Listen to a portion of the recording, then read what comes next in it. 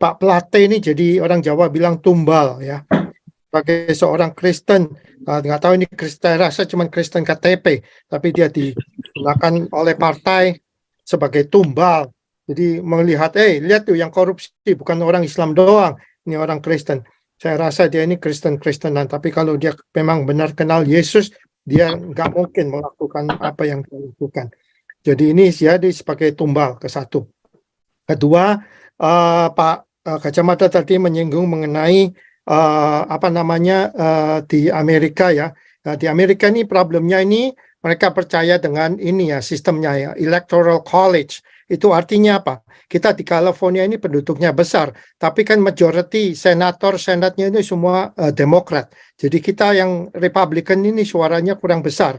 Jadi untuk contoh soal untuk menjadi presiden, untuk harus ada kandidat harus menerima 270 vote di antara 538 electoral vote. Jadi harus mencapai 538 electoral vote to become president.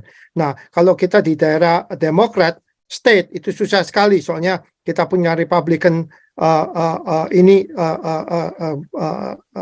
kandidatnya itu kecil sekali, jadi susah menang. Nah, itu yang di Indonesia ke satu. Kedua, kenapa contoh soal di California ini ya semua ya seperti LGBT bisa menang, bisa kuat, terus ini obat-obatan bisa legal di sini. Ya karena ini sama juga yang sama di Indonesia. Soalnya yang keluar untuk mencoblos itu sedikit. Seperti contoh soal, saya kadang-kadang pemilihan ini malas coblos. Karena apa? Saya bilang, I am ini conservative Republican. Jadi biarpun saya nyoblos, kita punya electoral college nggak bisa nambah lagi di federal. Jadi ya aku nyoblos itu nggak ada gunanya. Jadi banyak dari yang kita ini udah deh malas nyoblos keluar. Nah, Indonesia ini juga sama. Kita ini harus mengkampanyekan jangan golput. Oke, lanjut Pak Andi USA. Andi. Pak, saya singkat aja. Ingin nambahin apa yang disampaikan sama Pak Kacamata tadi. Jadi kalau saya lihat ini sekarang situasinya Pak Plate ini jadi orang Jawa bilang tumbal ya.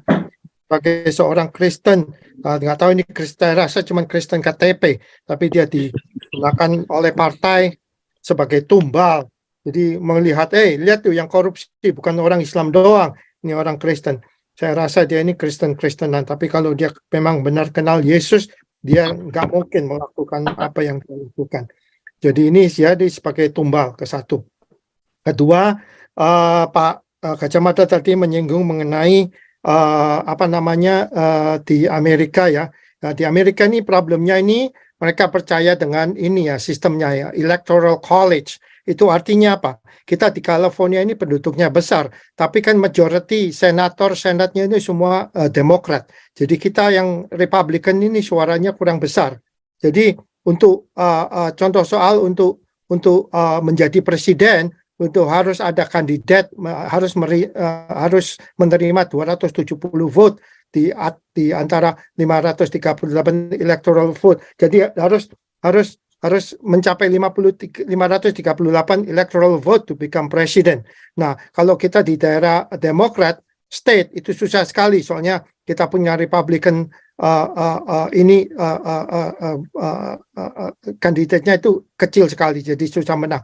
Nah, itu yang di Indonesia ke satu. Kedua, kenapa contoh soal di California ini ya semua ya seperti LGBT bisa menang, bisa kuat, terus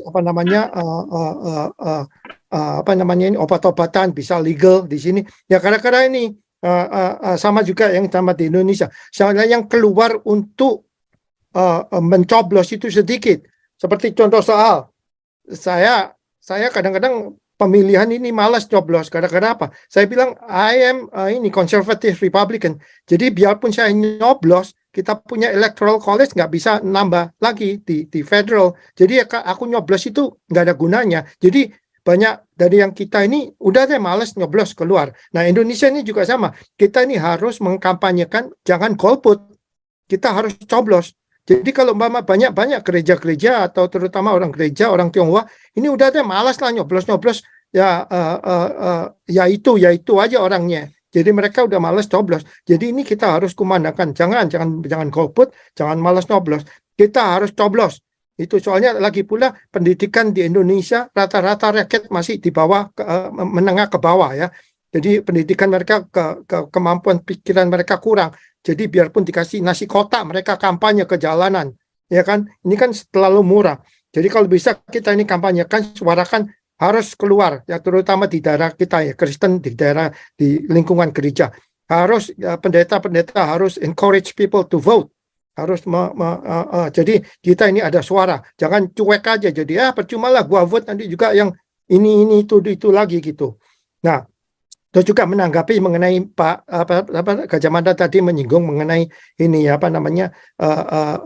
pemerintah Amerika akan bakalan frozen, nggak bisa bayar utang. Ini kan gara-gara seperti kita punya kredit card, kita ini udah mencapai limit, udah nggak bisa utang lagi, limit. Nah, Demokrat ini mintanya limitnya dinaikin lagi, digedein lagi supaya mereka bisa ngutang lagi. Tapi Republikan bilang jangan, nggak mau kita. Jadi ini lagi bersih tegang ini mereka berdua. Tapi presidennya sendiri nggak peduli, dia ke Tokyo, ya kan. Jadi kemungkinan kalau kedua pihak ini nggak bisa setuju, memang benar. Jadi cek-cek yang dikeluarkan oleh pemerintah federal itu cek-cek kosong semua. Jadi ya itu yang mereka lagi negosiasi sekarang. Ya itu aja yang saya tambahkan. Jadi kalau bisa di Indonesia yang kita harus suarakan ini, come out and vote. Itu yang paling penting. Jadi jangan main-main, terutama anak-anak Tuhan ya, orang-orang gereja Kristen, anak-anak Tuhan ini. Jadi harus keluar. Soalnya suara kita besar juga loh. Seperti Pak Gajah Mada bilang katanya nggak mungkin kita ini Kristen cuma 10%.